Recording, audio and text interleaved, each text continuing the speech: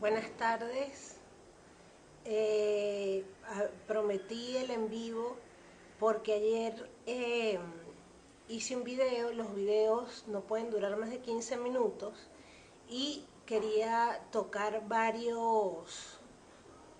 infecciones de transmisión sexual de las que probablemente poco se hablan, y cuando me hacen preguntas veo que hay desinformación y muchas dudas y mucho miedo, porque todo lo que se llame infección de transmisión sexual da mucho miedo y da mucha inseguridad. Ayer hablábamos de tricomona, de la cervicitis mucopurulenta como causado por Neisseria y clamidia. También hablábamos sobre herpes y sobre sífilis. Sí, esas fueron las cuatro. La tricomona es un parásito, la Neisseria y la clamidia unas bacterias que afectan el cuello del útero, y que les recordaba que su particularidad era, si no son tratadas a tiempo, ascender dentro de la cavidad del útero, causar primero una endometritis y luego pueden llegar a trompas, causando daño en las trompas uterinas, al punto de producirse una enfermedad ya no localizada, sino ya avanzada, que se llama enfermedad inflamatoria pélvica. Estas trompas pueden llenarse de pus, pueden llenarse de líquido, romperse, y a veces la paciente incluso ameritar cirugía, consecuencia de unas trompas dañadas, de unas trompas obstruidas, de unas trompas enfermas, la falta de la movilidad y, como muy bien lo estoy diciendo, la obstrucción. Entonces la paciente puede tener problemas al momento de su fertilidad, de quedar embarazada, o puede quedar embarazada, pero a veces estos embarazos son ectópicos porque no pasa el óvulo junto con el espermatozoide, no logra pasar esa trompa tan enferma con tantas adherencias, y entonces no llega a la cavidad y se produce el ectópico. Les hablaba del herpes. El herpes es un virus, existe el virus tipo 1 y tipo 2. Yo creo que antes de hablarles de infecciones de transmisión sexual hay que conocer los factores de riesgo. Los factores de riesgo: inicio de actividad sexual a muy temprana edad, no uso de preservativo, aunque el preservativo solo va a prevenir algunas infecciones de transmisión sexual, aquellas infecciones que afecten vagina o cuello. Pero recuerden que en un acto sexual hay contacto con el resto de la parte genital, anal, perianal, entrepiernas, púbica. Entonces el preservativo no puede evitar esas lesiones que pueden aparecer en el resto de los genitales, que uno de estos casos es el herpes. El herpes tiene, digamos que un periodo desde que tienes contacto con una persona con herpes, que lo más común es que tenga lesiones. Probablemente estas lesiones están pequeñas, o simplemente el herpes está activo porque él es un virus que de manera retrógrada se posa en un ganglio.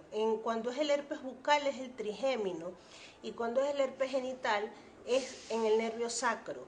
Y él puede permanecer allí latente, no causar ninguna molestia, pero en muchos casos, en un momento de deprivación del sistema inmunológico, el herpes puede realizar lo que llamamos un brote, un primer brote, y va a estar caracterizado por unas vesículas, unas burbujitas de agua, que entra entre las infecciones ulcerativas, porque estas burbujitas al romperse se transforman en úlceras, y estas úlceras son altamente dolorosas. La paciente incluso puede tener fiebre, puede tener toque del estado general los primeros días con esas úlceras allí presentes. Esto tiene un tratamiento para esta primera infección, pero no garantiza que esta paciente, este hombre, en un momento determinado, más adelante, vuelve a producir la recidiva, la reinfección. Entonces preguntan, ¿qué hago para que no me vuelva a dar? Bueno, primero, saber que no hay lesiones ni en ti ni en tu pareja, no hay lesiones activas, que son las más contagiantes. Desde que tienes la relación sexual, puedes tener entre 3 a 7 días para contagiarse, incluso hasta 21 días. Hay tiempo para que te contagies y aparezcan las lesiones. Entonces vuelvo a lo mismo. Primero, factores de riesgo. Los factores de riesgo, así tengas una única pareja o sea tu pareja estable, sería ideal al iniciar una relación realizarse, por ejemplo, en el caso del herpes, un examen de sangre que pueda demostrar si hay una infección activa o una infección pasada. Esto se llama serología para herpes tipo 1 y tipo 2. El herpes tipo 1 bucal no es de transmisión sexual. Sin embargo, el herpes tipo 1, por relaciones sexuales orales o anales, puede producir un herpes genital. Es decir, el herpes tipo 2 no es el que tienes en labio, pero el herpes tipo 1 que tienes en labio, si hay contacto de esa lesión que tienes en el labio con áreas genitales, puedes también transmitir la enfermedad. Ahora con respecto a la clamidia y la neisseria, que son estas infecciones llamadas cervicitis mucopurulentas, existe un examen, casi siempre de orina, que detecta estas bacterias. Casi siempre se realizan también porque la paciente lo desea y quiere saber antes de iniciar una relación, tanto con cualquier pareja, pueden hacerse ambos este examen al principio, antes de tener vida sexual activa. Y este examen, que casi siempre se realiza en orina o por cultivo del área en el pene en los hombres y en el cervix en la mujer, puede detectar no solo clamidia neisseria, en algunos casos la genotipificación del virus del papiloma humano, donde ya hay muchísimos videos explicándolo. Por eso hoy no puedo hablar de todas las infecciones que existen, pero estas, digamos, son muy preguntadas y no, como que no se tiene muy bien la idea. Cuando se tiene entonces en sangre, en orina, perdón, o en cultivo la neisseria o la clamidia positiva, esto tiene tratamiento. El tratamiento es relativamente sencillo, un poquito largo, pero realmente efectivo. Es muy poco probable que una paciente tratada por clamidia y neisseria detectada a tiempo, donde todavía no haya hecho daño en el resto del órgano uterino o en las trompas, es muy probable que esta enfermedad no reaparezca. Sin embargo, entre 3 y 4 meses sería interesante hacer el seguimiento. Incluso esto forma parte del protocolo de estudio en las pacientes que desean fertilidad: descartar clamidia o neisseria, gonorreae, que es la gonorrea tanto en hombres como en mujeres. Repito, el tratamiento a tiempo es sencillo. Si se descubre un poco más adelante, si ya la paciente tiene otros síntomas como dolor pélvico, dolor a las relaciones sexuales, una secreción y a la ecografía unas trompas aumentadas de tamaño, que la fotico está en el video anterior, entonces ahí el tratamiento a lo mejor ya no es ambulatorio, sino de hospitalización, endovenoso y quirúrgico. Luego, cuando les quería hablar de sífilis, es cuando se cae el video. La sífilis es provocada por una espiroqueta que se llama treponema pallidum, ¿ok? Puede dar, y esto entra entre una enfermedad ulcerativa. El herpes normalmente son pequeñas vesículas o úlceras, pero en cantidad, distribuidas en alguna de las áreas del área genital, en cualquier lugar. Por eso es que ahí el preservativo no funciona del todo, porque puede aparecer en glúteos, en pubis, en los labios mayores, en los labios menores, en la región perianal, etcétera. Y son múltiples vesículas y úlceras, que después terminan en úlceras. La diferencia con la sífilis es que la sífilis es una úlcera única que aparece en el área genital, un llamado chancro duro, porque es una úlcera dura, única, que aparece casi nunca es dolorosa, pero es altamente contagiosa a las 3 semanas de haber tenido contacto con un hombre o mujer con esta lesión que no se haya tratado. Incluso si no se trata, todavía hay chances entre 3 hasta 3 meses de que la persona afectada o contagiada por otro le manifieste la úlcera. Casi siempre, repito, es una úlcera única y si no hay tratamiento, todavía en 2 a 2 meses, cuando hacemos las pruebas para confirmar que estamos hablando de sífilis, estas pruebas suelen salir negativas. Otra cosa que no pude decir ayer fue con respecto a las pruebas, ¿qué hago para saber si tengo sífilis?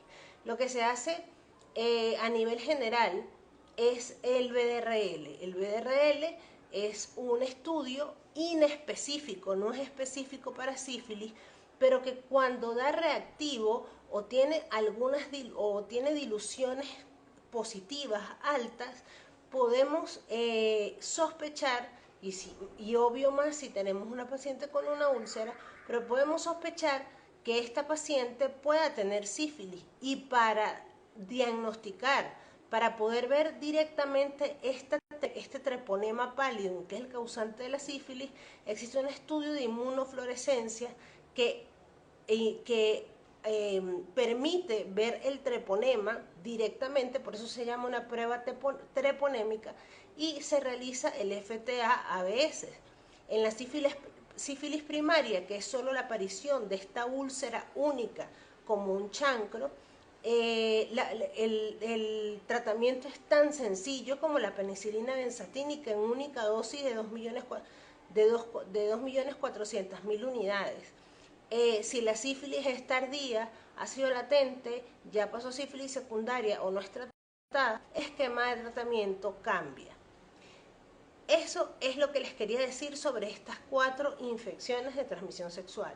Por supuesto existe el virus del papiloma humano, del que hemos hablado muchísimo, existe el VIH, existe el granuloma venéreo y existe el chancro blando, por ejemplo. Son otras infecciones de transmisión sexual, y la ventaja que tiene, por ejemplo, la infección por el chancro blando, que el causante es una Klebsiella, es que es visible la úlcera en genitales, casi siempre es unilateral, y casi siempre los ganglios inguinales de un lado, de ese lado donde está la lesión, se inflaman. O sea, clínicamente es fácil reconocer la infección. El granuloma venéreo suelen ser granulomas, como su nombre lo indica, unas lesiones aumentadas de tamaño, que casi siempre es bilateral, de los 2 lados, casi siempre aparecen ambos lados mayores, y ambos lados tienen los ganglios inguinales positivos. O sea, fíjense cómo estas infecciones involucran a los ganglios y por eso son latentes, dolorosas y a veces difíciles de tratar. Estas son las infecciones de las que voy a hablar. Cuando me preguntan lo más común, y eso está bien, y he hecho muchísimos videos, pero no importa repetirlo. ¿Qué pica y qué arde en vagina, en vulva y en vagina? Con secreción como leche cortada, casi siempre tiene que ser la cándida. La cándida no es una infección de transmisión sexual, es un hongo que aparece dependiendo de los factores de riesgo. Por eso es que una paciente no se trata por Instagram o por video o decirle sí, tómate esto, porque a la paciente primero hay que preguntar cuáles son los factores de riesgo que llevan a que la paciente desarrolle una infección por hongos, no una vez al año, sino hasta 3 a 5 veces al año. ¿Qué pasa? ¿Cómo te depilas? ¿Cómo es tu higiene? ¿Usas toallas diarias? ¿Usas duchas vaginales?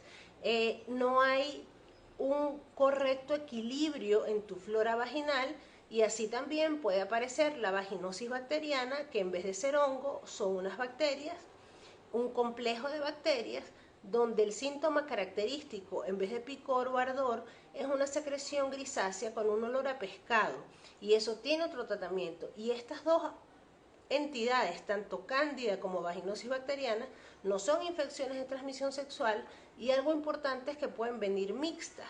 Entonces la gente, cuando siente cualquier tipo de flujo, quiere resolverlo con la primera crema o con el primer óvulo que le vendan en la farmacia, pero si no es el tratamiento, es como que si yo tratara la gripe con un, qué sé yo, con un tratamiento que no es para la gripe, sino que es para una infección en un pie.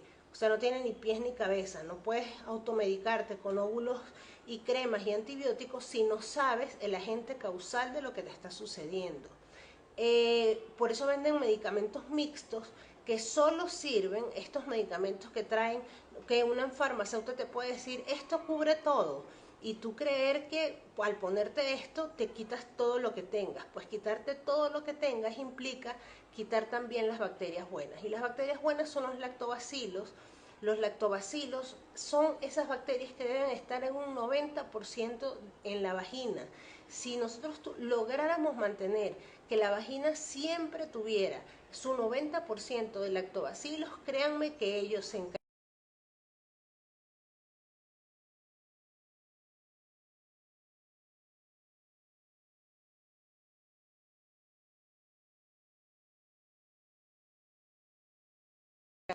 Y funciona muchísimo en aquellas pacientes con que, a pesar de haber cambiado factores de riesgo, que no están húmedas, que no usan toallas diarias, que no usan toallas sanitarias, que no están todo el tiempo con una ropa tipo licra o ropa de gimnasio desde la mañana hasta la noche, personas que no son diabéticas, personas que no tienen sobrepeso, o sea, en climas cálidos, sexo oral.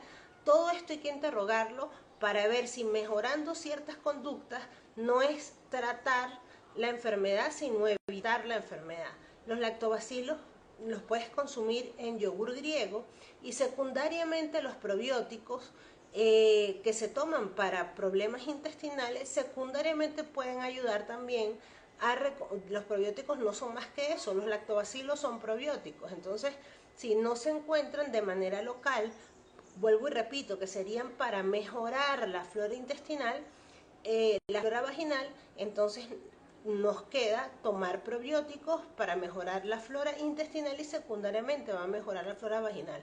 Pero como les digo, no es una cosa para una enfermedad, es conocer a la paciente, es conocer su vida sexual, es conocer si usa o no preservativo, es conocer a qué da inicio su vida sexual, es examinarla, es conocer sus factores de riesgo. Hay pacientes que incluso creen todavía que las duchas vaginales son excelentes porque refrescan el interior de la vagina, y lo que hace la ducha vaginal es limpiar todo lo bueno y lo malo, y lo que te quedaba de lactobacilos para contrarrestar esa infección, lo que hiciste fue barrerlo.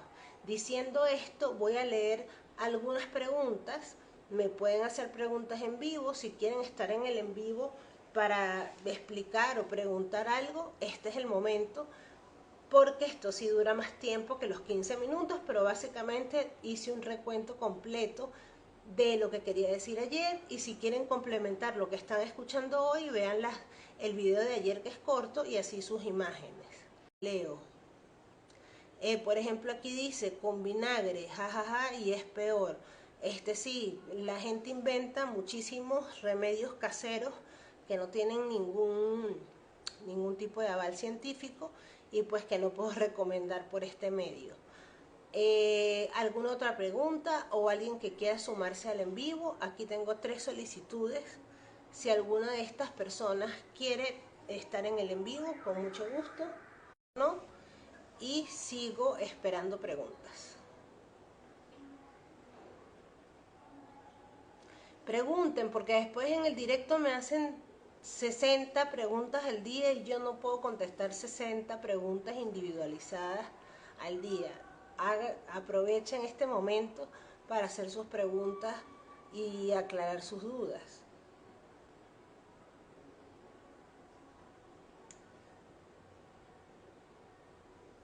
Ok, esta persona creo que no se conecta.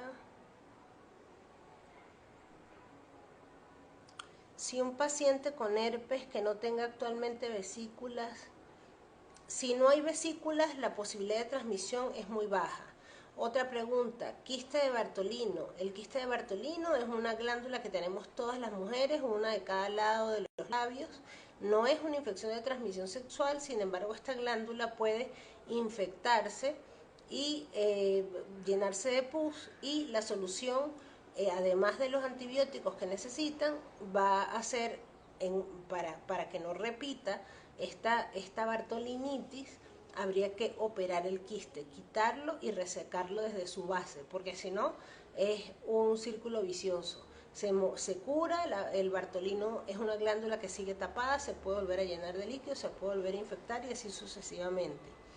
¿Algunos antibióticos pueden influir en infecciones? Sí, si tienes un antibiótico de larga data, si ven que no respondo, traten de repetir la pregunta porque no leo a tiempo. Si la paciente toma antibióticos de larga data, los antibióticos, la gran mayoría, si son sobre todo de amplio espectro, o sea, si son fuertes, pueden cambiar la flora vaginal, y entonces sí es muy posible que los microorganismos oportunistas, que casi siempre son el hongo o la bacteria, hagan de las suyas y aparezca. Eso es verdad. ¿Qué de cierto hay que un hongo por cándida puede activar el virus del papiloma humano? El virus del papiloma humano no, al contrario, otras infecciones ginecológicas, como por ejemplo las que les nombré, las infecciones de transmisión sexual, que casi siempre, ¿cómo entra? Por ejemplo, ¿cómo entra un herpes a tu organismo? Por micro erosiones en la piel, por allí entra el virus, igual que con VPH, por muy pequeñas erosiones en la piel, por allí entra el virus, puede permanecer latente y puede manifestarse. Pero la cándida, a menos que seas una persona que tiene un problema de inmunosupresión, repito, que estés embarazada, que seas diabética, que tengas lupus, que tengas alguna enfermedad inmunológica, que tengas obesidad mórbida, que seas diabética descontrolada, algo que altere tu sistema inmunológico, sí puede causar que cualquier infección active el VPH si está en ti, está en forma latente, y entonces aparezcan lesiones, por ejemplo las verrugas. No picazón, es como una espinilla interna, si una lesión cerca del clítoris hay que estudiarla, porque también cerca del clítoris está la uretra, y al lado de la uretra también hay glándulas que se llaman las glándulas parauretrales o de Skin, y habría que examinar si es una glandulita de esas tapada y que esté molestando. Una persona con VPH que no tenga lesiones en los genitales, me imagino que sí es contagiosa. Si no hay lesiones y tu citologías son negativas, no. La sífilis se cura, ¿en qué tiempo tarda en negativizarse? Y si eso puede repetir. La sífilis, como les digo, cuando es la sífilis primaria y se trata a tiempo, sí se cura. Lo que pasa es que los exámenes suelen no negativizarse, o sea, tú puedes hacerle un control a esa paciente con un BDRL y viendo que las diluciones, o digamos el número de BDRL que de un principio, después del tratamiento, si empezaste con un número 18 o 24 y luego del tratamiento tienes 4, tienes 2 y luego tienes 0, pues se supone que estás curada, pero siempre esto deja una marca inmunológica en estudios más específicos como el FTA-ABS. Puede repetir si no cumpliste el tratamiento, y si la persona con la que estás es positivo para sífilis y no recibió tratamiento, puedes volver a reinfectarte. ¿Por qué da tanta cándida? Puede ser normal, a veces sí, puede ser normal, es habitual que como a una gripe, como un resfriado, como un malestar general, la cándida puede pasar, pero ¿por qué da tanto? Ya lo dije, por un desequilibrio en la flora bacteriana, por falta de lactobacilos o por factores de riesgo, clima cálido, sexo oral, uso de toallas diarias, uso de duchas vaginales, panties que no sean de algodón, etcétera. ¿Qué es fulmucina abundante? Me imagino que es fulmucina abundante, es que cuando te hicieron la citología había mucho moco y eso se reportó en la citología, eso es todo. Siguiente pregunta que yo pueda, que me dé tiempo de leer, por favor. Creo que en una de las preguntas que leí por allí hablaban de hidrosalpings. El hidrosalpings es cuando les digo coloquialmente que esas trompas se convierten en salchichas porque están dilatadas, llenas de líquido, enfermas, y que casi siempre va a ser por las bacterias como Neisseria o gonorrea, que ascendieron hasta las bacterias e hicieron este hidrosalpings. Que se puede mejorar con tratamiento médico tomado, sí. Que hay que seguir a la paciente, sí. Que hay pacientes que necesitan, aquí está, hidrosalping, tuve revisión ginecológica y nunca me diagnosticaron una ETS, solo la clamidia produce eso. Bueno, depende de qué examen ginecológico te hicieron cultivo en el cervix, te hicieron un estudio más complejo en orina que se llama multiplex. Casi siempre sí estas bacterias son las causantes de formar un hidrosalpings. Es raro que un hidrosalpings es trompa llena de agua. Es raro que sea que de manera espontánea o por otras causas. ¿Qué tan efectiva es la crioterapia para el cuello uterino?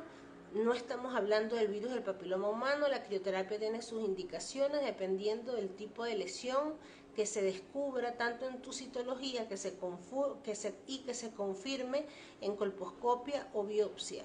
Eso salió en el examen de orina. ¿Qué cosa? No sé, no leí qué es lo que salió en el examen de orina.